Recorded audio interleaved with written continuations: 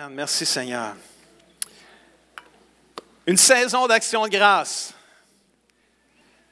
Je termine cette série de messages-là sur la saison d'action de grâce aujourd'hui. La semaine passée, j'avais prêché sur le thème « Reconnaissant ou indifférent ». Vous pouvez écouter ce message-là sur notre site web. Mais comme la saison de l'action de grâce, c'est le temps de dire merci au Seigneur pour la récolte de ce qui a été semé au printemps. Ça m'a inspiré aujourd'hui de prêcher sur ce message-là aujourd'hui que j'ai intitulé « Tu récoltes toujours ce que tu sèmes ». C'est une vérité qu'on connaît, que je ne vous apprends rien ce matin, mais j'aimerais l'approfondir avec vous. Et j'aimerais partager des leçons de vie qui se retrouvent dans cette vérité-là de semer et récolter. Il y a plein de vérités qu'on peut retirer de cette vérité divine-là, de semence versus récolte. Si on ignore cette vérité-là de semer et récolter pour notre propre vie, ça va nuire à notre croissance spirituelle. Mais si on y porte attention, si on la met en pratique dans notre vie avec sagesse, ce principe-là de récolter, de semer et récolter nous bénira et nous propulsera dans notre vie spirituelle avec Dieu et sa famille. Genèse 8, verset 22, on part avec ça, ça dit « Tant que la terre durera, on sèmera, et dites-le avec moi, on récoltera. Il va faire fret, il va faire chaud. » Là, on s'en va dans le fret, mais il a fait chaud. Il va avoir l'été, puis il va avoir l'hiver. Tant que la terre va durer, il va faire jour, il va faire nuit. Ce sera toujours ainsi. C'est assez clair. Dieu a parlé, puis il va être fidèle à sa parole. On ne peut pas transgresser ce que Dieu a dit. Tant que la terre elle va être là, puis à ce que je cherche en 2019, est encore ici, la terre, bien, 4 choses n'arrêteront pas. Ces 4 choses-là. Semer, récolter, fret et chaud, été, hiver, jour et nuit, ça n'arrêtera pas. Puis ça fait un bout là, que la terre existe, puis ça n'a pas l'avoir arrêté, puis ça ne semble pas vouloir s'arrêter. Tant que la terre va exister. Quand ça va être fini, ça va être fini. Mais tant que ce n'est pas fini, ça va être comme ça.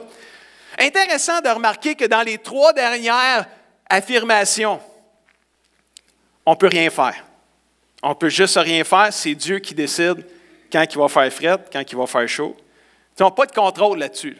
On peut prier si on veut, là, mais on n'a pas grand contrôle pareil dessus. Là. On ne contrôle pas l'été et l'hiver. On le prend quand il arrive. On ne peut pas le contrôler. On aimerait ça, que ce soit toujours, il faudrait aller en Floride, mais ça reste que c'est l'hiver pareil. On ne peut pas jour et nuit. Là. Si tu veux toujours être le jour, bien là, il faudrait-tu y aller en Australie là, à 10 heures, à 5 heures à soir. Là, ça va être le jour. Là, ou en Chine, je ne sais plus. Là, je ne suis pas très bon là-dedans. Là. Mais tu sais, on n'a pas vraiment de contrôle là-dessus. Partout, on ne l'a pas. Mais la première affirmation, semer, récolter, là, c'est intéressant parce que là, Dieu nous implique directement dans cette vérité-là. Il demande que nous semions et que nous récoltions ce que nous avons semé. Il y a une action à faire. On n'a rien à faire pour le froid et le chaud, l'été et l'hiver, le jour et la nuit. On le prend quand il arrive, on le prend comme qu'il vient. Mais semer, récolter, on peut intervenir. Dieu nous demande même d'intervenir. Et il y a des fruits et il y a des récoltes à ressortir de tout ça. Et j'aimerais qu'on approfondisse cette vérité non négociable de Dieu qui est applicable dans tous les domaines de notre vie. La vérité de semer, récolter s'applique à toutes nos relations, frères et sœurs. Relations les uns envers les autres, notre relation avec Dieu, ça s'applique dans notre santé. Ce qu'on sème dans notre santé, on va le récolter. Ce qu'on sème dans nos finances, on va le récolter. Ce qu'on sème dans notre travail, on va le récolter. Dans notre leadership, dans notre Église, etc. On va regarder ça ensemble ce matin. Quelques leçons de vie, si on peut le dire comme ça, ou quelques affirmations concernant la vérité biblique de semer versus récolter. La Bible dit dans Genèse numéro 1, Genèse 1, verset 11, Dieu dit à la création que la terre produise la végétation, des herbes produisant leurs semences. Ça se multiplie. Tu sais. Des arbres fruitiers dont chaque espèce porte ses propres graines pour pouvoir les ressemer, pour pouvoir les récolter. Et la Bible dit que Dieu voulait ça comme ça et ça se réalisa. Le principe de semer, récolter, numéro 1, c'est que tout commence avec une semence. C'est sûr, ce n'est pas sorcier, ce n'est pas une grosse révélation, mais c'est quand même important de comprendre qu'il n'y a pas de semence, il n'y a pas de récolte. Chaque rêve commence avec une pensée qui a été semée dans nos cœurs, dans nos pensées. Chaque église qui est fondée, qui arrive, qui prend naissance, c'est le résultat d'une semence qui a été plantée dans le cœur d'une personne ou d'un groupe de personnes. Même nous, les êtres humains, on était une semence qui a été plantée par notre Père dans notre mère, puis on est devenus des êtres vivants. C'est aussi réel que ça, là. On est des semences qui ont éclos, qui sont morts, puis ça a fait qui on est aujourd'hui, là, les êtres humains. Une semence, c'est quelque chose de valeur que je dois céder, que je dois distribuer, que je dois donner. Si je la garde pour moi, je vais avoir la graine jusqu'à temps qu'elle soit plus bonne. Mais c'est une réalité.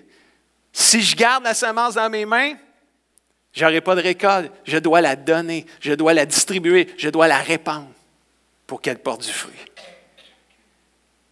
Une semence, ça a de la valeur, mais elle doit être donnée. Nos paroles sont des semences que nous semons autour de nous. Nos paroles ont de la valeur. Notre argent est une semence de valeur. Notre temps, notre vie sont des semences de valeur. Tout ce qui est vivant commence avec une semence. La Bible dit, 2 Pierre 1, 3, dans sa puissance, amen, Dieu nous a donné tout ce qu'il faut pour vivre en lui restant fidèle. Ça veut dire quoi? Ça veut dire qu'on a toutes les semences spirituelles possibles. On les a toutes. Dieu les a toutes. Il nous les a toutes données. On a comme pas d'excuses. Dieu nous a donné toutes les semences nécessaires spirituelles pour que nos vies puissent fleurir. Amen. Pour que nos vies puissent grandir, croître et fleurir pour la gloire de Dieu. Alléluia. On les a toutes, les semences disponibles pour nous autres dans notre vie chrétienne. C'est à nous maintenant de s'en servir pour notre propre école et notre propre croissance spirituelle. Tout commence avec une semence. Deuxième, Jean 12, verset 24. Vraiment, je vous l'assure, si le grain de blé, la semence de blé, que l'on a jeté dans la terre ne meurt pas, le grain de blé reste un grain unique. Mais s'il meurt, il porte du fruit en abondance. Je dirais, numéro 2, une vérité de la semence et la récolte, c'est que semer est un acte de foi. Dernièrement, ma femme a acheté une courge potiron. Je n'avais jamais connu ça, c'est la première fois. Potiron. Je ne sais pas s'il y en a. Là, ça dit-tu de quoi, quelqu'un, potiron? Ouais, quelques personnes. Moi, je n'étais pas tout seul à ne pas savoir c'était quoi. Mais quand elle m'a dit qu'elle avait acheté du potiron, je me demandais c'était quoi du potiron. Fait que je suis allé sur Google, puis j'ai vu que c'était une citrouille, finalement. Mais ce n'est pas une citrouille, c'est un potiron. Fait que, elle a acheté une courge, puis là, quand elle l'a ouvert, elle l'a coupé en deux, elle l'a ouvert, il y avait plein de graines dedans. Fait qu'elle a dit « Ah! Des semences de potiron. » Fait qu'elle a gardé les graines, là, puis elle les a fait sécher, puis là, elle a dit « Je vais les planter ce printemps. » Mais tant que les graines vont rester dans le sac Ziploc, on ne récoltera pas de courges. Les courges sont dans les graines de semences, mais tant que les graines de semences vont rester dans le sac Ziploc, on n'en aura pas de courges, potiron.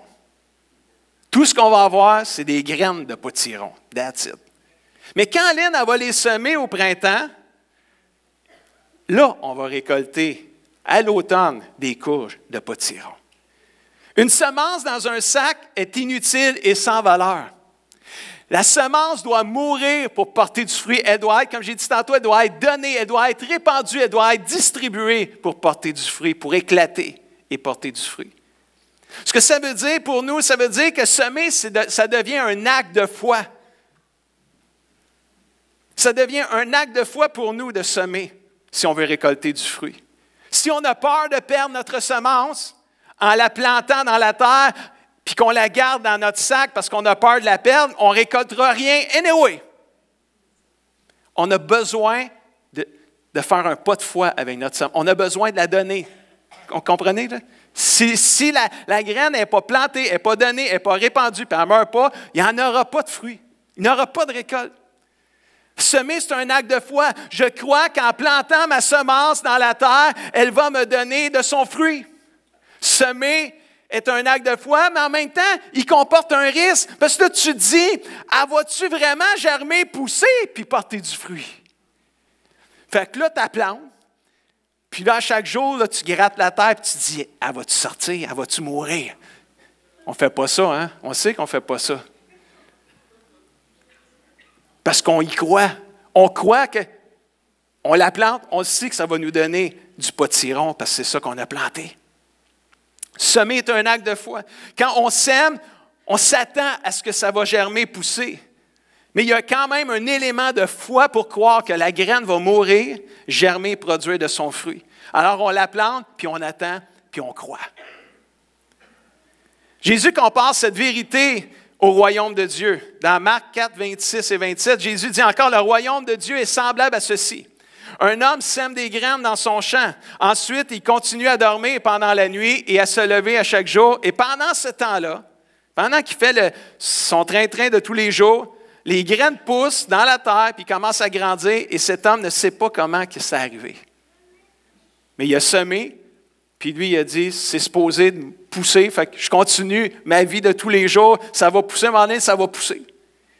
Quand tu vois la tige sortir de la terre, tu sais que ça s'en vient, mais ça reste que semer, c'est un acte de foi. Dans le royaume de Dieu, semer la bonne nouvelle de l'amour de Jésus-Christ, c'est un acte de foi aussi. Tu sèmes la bonne nouvelle parce que la parole de Dieu, la bonne nouvelle, c'est une semence éternelle, frères et sœurs. C'est une semence de vie spirituelle. Alors quand on répand la bonne nouvelle, on partage la bonne nouvelle, on projette la semence de la bonne nouvelle dans le cœur des gens, bien écoute, c'est un pas de foi, c'est un acte de foi parce que la semence est semée, est reçue, mais tu ne sais pas là, ce qui se passe dans la terre. Il faut que la semence, elle germe et qu'elle pousse dans le cœur de la personne. Puis là, à un moment donné, combien de gens, on a parlé de Jésus à des gens, peut-être vous faites partie de ces gens-là aujourd'hui, ce matin. On vous a parlé de Jésus plus qu'une fois avant que vous disiez oui à Jésus. Là. Ça a pris du temps avant que vous disiez oui à Jésus. Puis toi, puis ton Jésus, es-tu fatigant ou es-tu fatigante? Mais tu la recevais, c'était une semence. Puis à un moment donné, la semence, bang, a apporté son fruit. Elle a germé dans ton cœur. Tu es devenu convaincu que Jésus était le seul Seigneur. Tu lui as donné ta vie, puis ça a porté du fruit. Tu ne vois pas toujours comment germe la semence qui a été plantée, mais tu sais qu'elle travaille dans la vie de la personne. Tout commence par une semence. Mais semer, c'est un acte de foi, cher ami. Galates 6, verset 7, ça dit, on récolte toujours ce qu'on a semé. Troisième vérité, c'est celle-ci. Ce que je sème, c'est ce que je vais récolter. Ça, c'est clair, c'est simple. Mais dans le monde spirituel, puis dans notre vie de tous les jours, dans le jardin, c'est simple. C'est sûr, quand je plante des carottes, c'est sûr que je vais récolter des carottes. Là. Je ne m'attends pas à recevoir d'autres choses que des carottes. Là. Mais dans la vie de tous les jours, dans le principe spirituel de semer et récolter, on ne réalise pas toujours ce qu'on sème autour de nous. On ne réalise pas toujours non plus les semences qui nous sont répandues sur nous aussi, qui portent aussi leurs fruits. Chaque jour, je plante des semences avec mes paroles, mes actions, mes pensées. Que ce soit à la maison, au travail, à l'école, à l'église, ce que je sème, je vais le récolter pour le bien ou pour le mal. Si tu manges mal, puis que tu ne fais pas attention à ce que tu manges, tu peux courir la chance d'être malade. Il y a des gens qui sont malades parce qu'ils ont mal mangé dans le passé, puis aujourd'hui, ils récoltent ce qu'ils ont semé. C'est une loi immuable. Immuable, c'est-à-dire qu'on ne peut pas la changer. C'est une loi qui est irréversible. Ce que tu sèmes, tu le récoltes. Si tu manges mal, bien, ça se peut qu'à un moment donné, tu sois malade à cause de ça. C'est une réalité. Tu peux appeler des amis de prier pour toi, mais il faut que tu saches que tu as juste récolté ce que tu as semé. Puis si Dieu te guérit, c'est juste une grâce qu'il t'accorde. Si quelqu'un qui fume depuis des années, puis qui découvre qu'elle a un cancer du sein, pas du sein, du poumon, On en parle assez. On est dans le mois du cancer du sein, c'est pour ça. Là. Mais la personne qui fume depuis des années puis qui découvre qu'elle a un cancer des poumons, elle peut prier comme elle veut, mais elle a récolté ce qu'elle a semé. On lui a dit avant même de commencer que si tu fumes, ça se peut que tu aies le cancer des poumons. Ça vient avec, ça. Si Dieu guérit cette personne, c'est une grâce qu'il lui accorde. Mais le principe de récolter ce que tu as semé, il ne changera pas pour personne, frères et sœurs. On ne peut pas, parce qu'on est chrétien, ça va bypasser. C'est bypassé. Non, ce que tu sèmes, tu vas le récolter, chrétien, pas chrétien.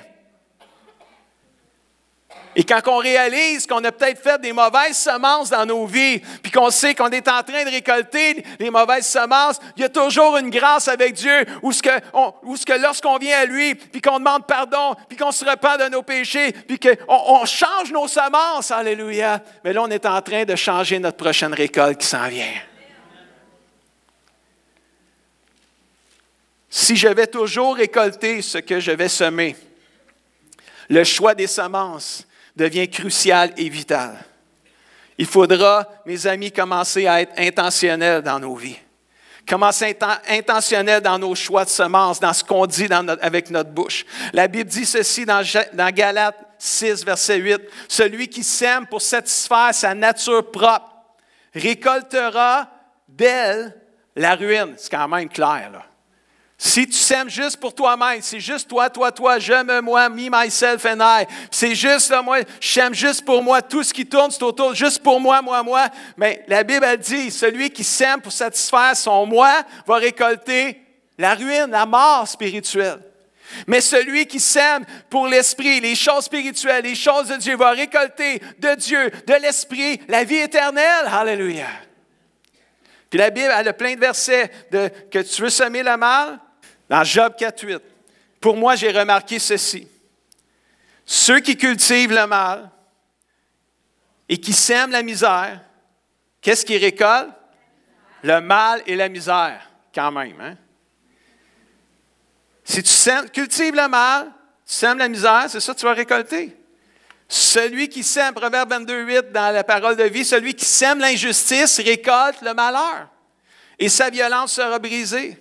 Mais si tu sèmes l'injustice, ce n'est pas le bonheur que tu vas récolter, c'est le malheur. Dans le même verset, mais dans une autre version, la version Martin, ça dit « Celui qui sème la perversité moissonnera le tourment. » Le tourment, c'est quoi? C'est une grande souffrance. Osée, chapitre 10, verset 13, « Mais vous avez cultivé la méchanceté, vous avez récolté quoi?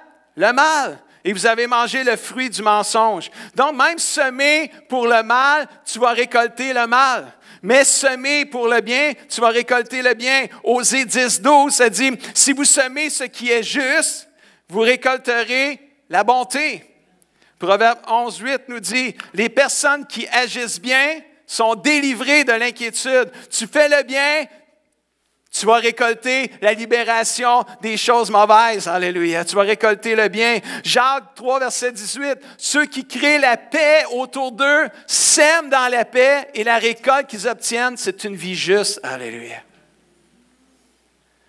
Réalisons-nous ce matin, chère famille de Dieu, que cette vérité divine et biblique de semer, récolter est vitale pour notre santé spirituelle. Ce que nous semons, c'est ce que nous récolterons. Là où je suis aujourd'hui, dans ma vie et dans mes relations, c'est le résultat direct de ce que j'ai semé hier. Là où je suis aujourd'hui, dans ma vie et mes relations, c'est le résultat direct de ce que j'ai semé hier. Ça, c'est une réalité vraiment qui est réelle, frères et sœurs. On récolte toujours ce qu'on a semé. On ne peut pas passer à côté de cette réalité-là. Ma femme, elle me l'avait dit, elle n'est pas là ce matin, elle prêche à Coansville. Pasteur Raymond prêche à Rimouski. On est partout là, dans la province ce matin. Amen. Je pensais même que Sophie faisait la louange dans une autre église un matin. On arrêtait aux quatre coins de la province. Mais ma femme, elle m'avait dit, parce que j'aimais ça, manger des gâteaux vachons. J'aimais vraiment ça, là, vraiment. Les caramels, Joe Louis et compagnie, là, c'était bon, hein, s'il vous plaît. Là. Puis, que j'en mangeais des gâteaux vachons, mais bon, ma femme n'était pas forte sur le dessert, fait que, tu sais, je me rassasiais personnellement. Fait que j'achetais des gâteaux vachons. Fait que le midi, c'était un Joe Louis. Le soir, c'était un caramel. Puis bon, tu sais, c'était tout le temps ça. Puis des fois, c'était pas assez. C'est petit, un Joe Louis quand même. Hein, tu sais. Fait que là, t'en prends deux. Là, tu sais, c'est comme les Big Mac. Tu as un étage. Les Big Mac, tu as 2 étages. Mais Joe Louis, je faisais 2 étages avec les Joe Louis. Fait que, puis à un moment donné, elle disait, Guy, tu vas avoir des problèmes de santé tout à l'heure. Là. Puis là, elle ne disait pas ça pour être méchante envers moi. Mais c'est une réalité. Tu ne manges pas bien, à un moment donné, tu vas payer le prix. Là. Tu sais, puis, elle dit, Guy, mais non, chérie, j'en mange juste le dîner, juste le souper, c'est tout. J'en mange pas avant de me coucher. Là, c'est juste mon dessert. Là. Puis là, tu as toujours la justification, puis l'excuse, puis on s'excuse. Là, puis à un moment donné, ce qui devait arriver... Ah, vous êtes là matin. Wow! Vous aimez ça quand je raconte mes histoires, hein? Bien, j'ai pogné le cholestérol. C'était évident. C'est juste du gras, du Joe Louis. Mais tu sais, moi, je ne le savais pas. Je trouvais que c'était bon, le Joe Louis. Je ne pensais pas au gras, là, tu sais. J'ai pogné le cholestérol. Puis là, le médecin me dit... Là, tu es rendu dans le milieu. Le bon cholestérol est là. Quand tu es là, tu as une pilule, puis là, tu es rendu dans le milieu. Là. Elle dit, tu peux continuer de manger tes Joe Louis si tu veux. Parce que ma femme y avait dit que je mangeais beaucoup de Joe Louis.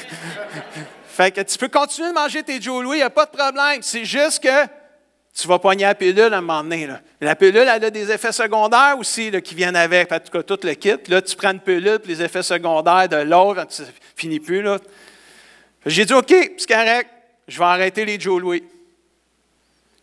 Puis j'ai demandé de m'aider. J'ai dit, faut que tu m'expliques comment est-ce que je peux arrêter les Joe Louis. Qu'est-ce qui va faire que, même dans d'autres choses que je vais manger, je ne mangerai pas quelque chose qui va ressembler à un Joe Louis, qui va faire le même effet qu'un Joe Louis, là, le gras dans mon corps. Fait qu'elle me dit, regarde telle affaire dans les éléments nutritionnels en arrière de la boîte. Là. Il y a des pourcentages, là, pour ceux qui connaissent ça un peu. Je n'avais jamais regardé ça de ma vie. Là. Puis là, je suis allé voir un Joe Louis, le pourcentage de gras trans que ça donnait. Là. Je dis, oh, je comprends pourquoi que là, tu sais, c'est 36 de gras trans. Un Joe Louis, puis quand j'en mangeais 2, je suis rendu à 72. Là, tu sais, c'est... Je pense pas que ça se calcule de même, là, mais... Fait qu'elle dit, tout ce qui est en bas de 10 c'est correct, ça passe. Mais en haut de ça, touche... plus proche de 0, c'est meilleur encore. Là, j'ai commencé à regarder ça. Puis là, ma femme, elle achetait des affaires chez nous, puis là, je regardais en arrière de la boîte. Non, elle n'en mange pas de ça. Pourcentage de gras trop élevé. Non, je ne touche pas à ça. Et j'ai changé mon alimentation. Ça a pris un certain temps, là. Vous allez voir, je vais vous enseigner une autre leçon de vie de la récolte puis des semences. Mais le cholestérol, il est parti. Au bout de 6 mois, 9 mois plus tard, j'ai pris d'autres prises de sang. Puis le médecin, il a dit, merveilleux, tout est revenu normal, mais il ne faut pas que je recommence à manger des Joe Louis, par exemple. J'avais arrêté, puis j'ai fait attention, je ne faisais pas attention, j'ai ri de ma femme quand elle disait, fais attention, tu vas payer le prix, je ne l'écoutais pas, mais tu ne peux pas passer à côté d'un principe biblique. Ce n'est pas les paroles de ma femme qui ont fait que j'ai pogné le cholestérol, c'est parce que je mangeais gras, that's it, that's all. J'ai semé ça, je l'ai récolté, j'ai switché mon alimentation et là, je récolte aujourd'hui le fruit de ça. J'ai perdu 12 livres d'un coup. En 6 mois, perdu 12 livres. Mais je ne voulais pas perdre des livres, je n'étais pas gros, là. Je voulais juste puis avoir de cholestérol, mais j'ai perdu 12 livres que je n'ai jamais repris depuis ce temps-là. Je suis béni au bout, là, c'est comme le jackpot que j'ai pogné. Mais c'est juste pour dire, tu récoltes ce que tu sèmes. Et la prochaine vérité, vous allez la comprendre dans Galates 6,9. Ayant entrepris de faire le bien, ne nous laissons pas gagner par la fatigue ou le découragement. Si on ne se relâche pas dans nos efforts, nous récolterons au moment opportun les fruits de notre persévérance. Quelqu'un dit amen à ça. Quatrième leçon de vie ce matin. Je vais récolter dans une autre saison. que la saison dans laquelle j'ai semé. Ça, c'est une vérité. C'est important, là.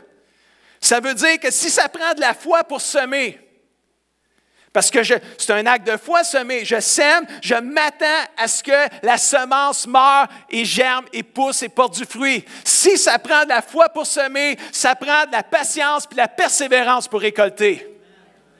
Parce que je ne récolte pas là. Je ne récolte pas la semence que je plante aujourd'hui, je ne la récolterai pas aujourd'hui. Je vais la récolter dans une autre saison. Quand j'ai arrêté de manger mes Joe Louis, puis mes caramels, puis les millefeuilles, puis tout ça, ces beaux gâteaux vachons-là. Le lendemain, là, même si je n'en avais pas mangé là, au jour 2, là, le lendemain du jour 1, j'avais encore le cholestérol à la mauvaise place, pareil. C'est le temps. Je commençais des nouvelles semences. Tu ne récoltes pas dans la même saison, c'est pour plus tard. Suivez? C'est toujours comme ça. On le sait, c'est facile pour un jardin. Là. Tu sais que tu plantes au printemps, tu vas récolter à l'automne autour de ça. Là, mais dans la vie, là, ça ressemble à ça beaucoup aussi. Là. On ne peut pas abandonner en cours de route parce que ça va pas assez vite à notre goût. La patience et la persévérance nous conduiront toujours à la moisson et à la récolte de nos semences, frères et sœurs. Nous allons toujours récolter dans une autre saison que celle dans laquelle nous avons semé. On a besoin d'être patient et persévérant. Si tu veux récolter de l'amour, tu commences à semer de l'amour aujourd'hui. Mais ne te décourage pas si tu ne ressens pas l'amour demain. Il y a du temps. Là. Ça prend du temps avant de récolter ce qu'on sème. Mais si tu ne te relâches pas, comme le verset nous le dit, si on ne se relâche pas dans nos efforts, dites-le avec moi la phrase que j'ai soulignée, nous récolterons au moment opportun. Amen. Hallelujah. Est-ce qu'on y croit vraiment? Est-ce qu'on y croit vraiment? Je vais récolter toujours dans une autre saison que celle dans laquelle j'ai semé. Ça veut dire que j'ai besoin de persévérer. Quand j'ai donné ma vie au Seigneur, quand j'ai laissé Jésus venir habiter dans mon cœur, la semence de l'Évangile, la bonne nouvelle, puis je l'ai laissé rentrer dans mon cœur. Le fruit, la récolte que je désirais avoir, c'était la vie éternelle. Je l'ai par la foi, la vie éternelle. Mais je suis dedans encore, là. Je suis dans le processus, là, puis ma vie, c'est comme une semence spirituelle. Dieu est en train de me transformer, me changer à gauche et à droite. Mais mon but, là, c'est la vie éternelle, c'est le ciel. Je m'en vais vers là. La semence de Jésus plantée en moi me conduit vers le ciel. Alléluia. Mais si j'arrête en cours de chemin, je vais mourir spirituellement. Il ne faut pas lâcher, frères et sœurs. Il ne faut pas abandonner. Ce qu'on sème aujourd'hui, c'est un acte de foi. Il faut juste le croire qu'on va récolter, mais ça va prendre la patience, ça va prendre la persévérance. Mais si on persévère et on est patient, on va le voir. On va le voir. Puis là, quand je vous parle de mes Joe Louis et mes gâteaux vachons, là, ça fait 6 ans ou 7 ans là, de ça. Je ne sais même plus ce que ça goûte. Parce que ça fait 6 ans, 7 ans, là, depuis ce temps-là, je n'ai pu manger un seul de toute ma vie. Achetez-moi pas des gâteaux vachons pour juste me tenter. Je ne suis pas tenté, c'est fini, je suis guéri de ça. Terminé. Vous pouvez me taquiner si vous voulez, mais achetez-moi pas des gâteaux vachons parce que vous allez perdre votre argent avec moi, c'est sûr et certain. Vous me suivez ce que je veux dire? J'ai changé mes semences. J'ai eu une nouvelle récolte dans mon corps. Mais ça marche de même dans le spirituel, frères et sœurs. Si toute ma vie, je nourris le pardon, pas le pardon, mais l'amertume, le contraire, bien, on va récolter avec le temps, là, on va récolter une vie spirituelle amoindrie, asséchée. Puis là, on se demande qu'est-ce qui se passe dans notre vie, on n'aime plus, c'est pas aussi passionnant, mais c'est sûr, tu nourris l'amertume dans ton cœur, tu en veux à tout ce qui bouge autour de toi. Tu as besoin de changer ta semence, tu as besoin de commencer à changer ta semence de pardon. Change pour le pardon. Puis tu vas voir, avec le temps, tu vas être libéré. C'est comme ça le principe de la semence et de la récolte. La Bible dit, dernière affirmation, Marc 4, verset 8, d'autres encore, en parlant des semences, tombe dans la bonne terre et forme des épis qui croissent, qui grandissent et se développent jusqu'à maturité avec un rendement de 30, 60 ou même 100 pour un. Dernière vérité ce matin que je vais partager avec vous, je vais toujours récolter plus que ce que j'ai semé. Alléluia. C'est tellement vrai.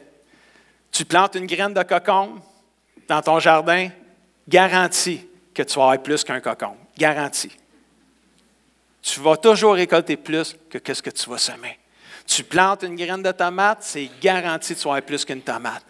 Imagine-toi si tu plantes plusieurs graines de tomates. Bien là, écoute, c'est jackpot, tu vas en récolter à l'infini. Moi, mon oncle Gilles, c'était un spécialiste des jardins, puis il y en a peut-être plusieurs. Je sais que Philippe Gentil aussi, c'est un spécialiste de jardin. Mais tu sais, mon oncle Gilles, lui, sa cour en arrière, il y avait juste un chemin pour aller au cabanon, puis le reste, il n'y avait même pas de gazon, c'était un jardin. Là. Mais jardin gonflé, moi, je pensais qu'il était gonflé à l'hélium. C'est tellement que ça produisait, je ne sais pas ce qu'ils mettaient dans la terre, là, mais tout poussait là, à l'extrême. Là, puis lui, là, il nous accueillait chez eux là, avec mon oncle André, puis il disait, bon, il appelait la famille au complet, tous ses frères et sœurs, ses neveux, ses nièces qui restent proches. Venez là, vous servez, le sous-sol, il y a une table, elle était remplie de cocombes, tomates, ça finissait, puis il y en avait là, pour toute la famille au complet. On était une gang chez Gosselin. Lui avait compris que plus je mets de graines, plus je répands ma semence, plus j'en récolte. Mais il y a une réalité qui est là. Je vais toujours récolter plus que ce que j'ai semé. La Bible dit, dans 2 Corinthiens 9, verset 6, il faut le savoir, celui qui sème peu de graines récolte peu de graines. Celui qui sème beaucoup de graines en récolte beaucoup.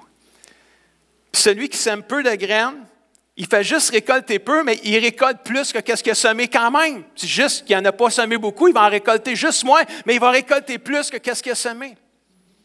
Puis ce principe-là, il est applicable dans notre vie de tous les jours, frères et sœurs. Il est applicable dans le jardin, mais il est applicable dans la vie spirituelle aussi.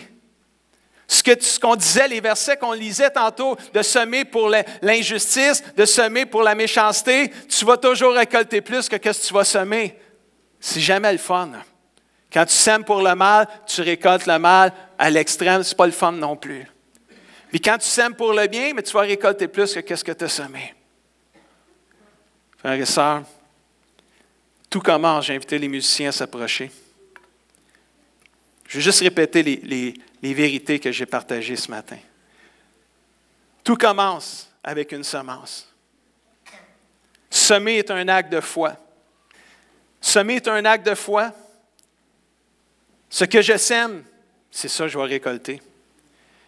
Je vais récolter dans une autre saison que celle que j'ai semée, ça va me prendre la patience et la persévérance.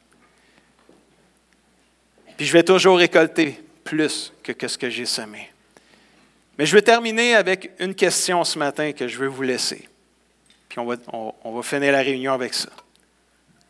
Qu'est-ce que vous voulez récolter? Qu'est-ce que tu aimerais récolter? Je te pose cette question-là, mais je vais l'approfondir un petit peu encore. Qu'est-ce que tu aimerais récolter avec tes enfants? Pensez-y, là, ceux qui sont parents et que vous avez des enfants. Qu'est-ce que vous aimeriez récolter avec vos enfants? La chicane? La rébellion? Je donne des idées comme ça. Là. On sait que ce n'est pas ça qu'on veut. Là. Qu'est-ce qu'on voudrait récolter avec notre mari? Qu'est-ce qu'on voudrait récolter avec notre femme? Qu'est-ce que vous voulez récolter? C'est une bonne question. Hein? Qu'est-ce qu'on veut récolter? Est-ce qu'on veut récolter avec notre argent? Avec notre santé? J'ai parlé de ma santé tantôt, mais qu'est-ce que tu veux récolter avec ta santé? Je connais des gens qui m'ont dit, quand je leur avais partagé mon histoire, ils m'ont dit, oh, moi, ça ne me dérange pas, je continue à manger des gâteaux vachons, puis regarde, je prendrai la pilule, c'est tout. Il y en a que c'est ça qu'ils voulaient faire. Mais si c'est ça qu'ils voulaient faire, c'est ça qu'ils vont récolter.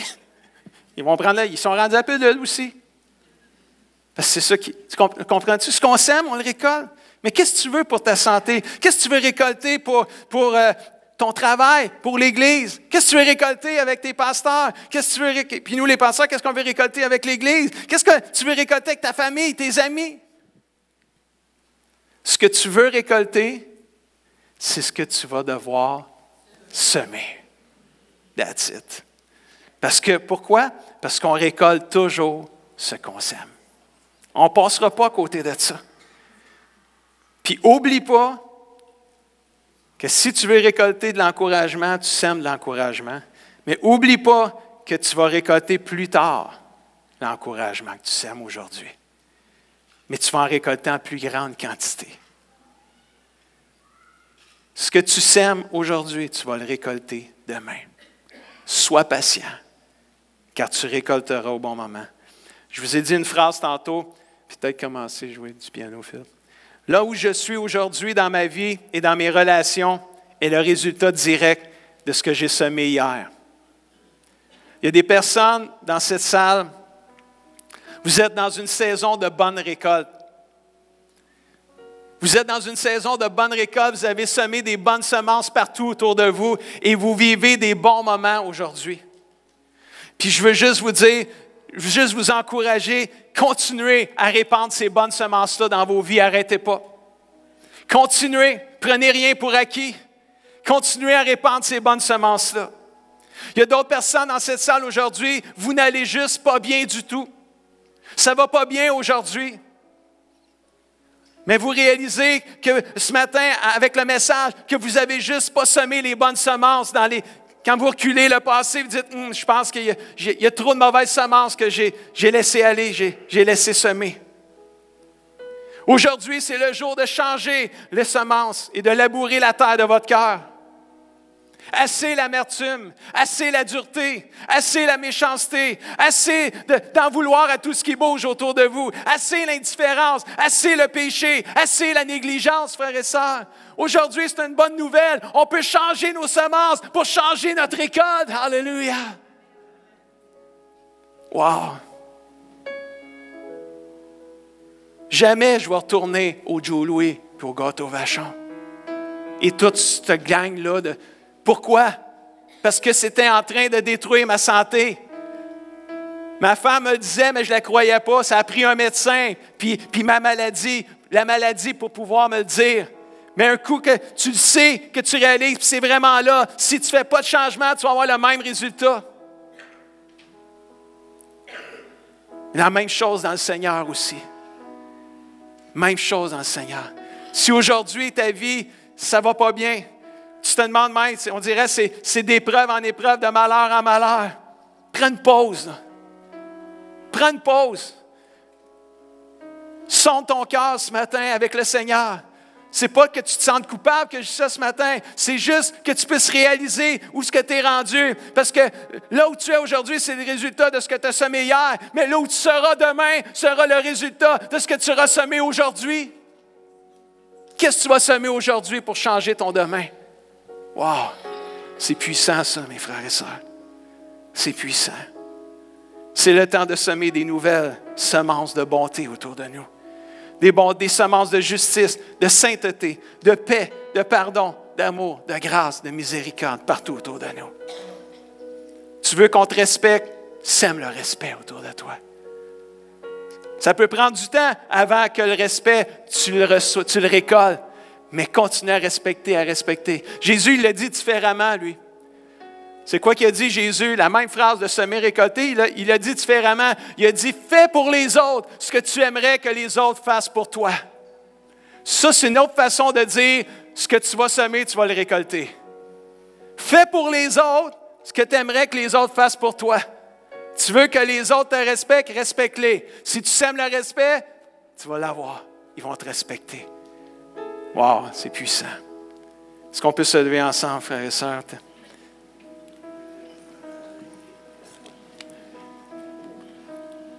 Tu récoltes toujours ce que tu sèmes. On va chanter le chant « Consécration ». Donne-moi un cœur dévoué, consacré à toi. Il est 11h35, juste avant de quitter, si vous voulez aller acheter un dessert, c'est la vente des desserts pour Boule d'Espoir. Allez acheter un dessert.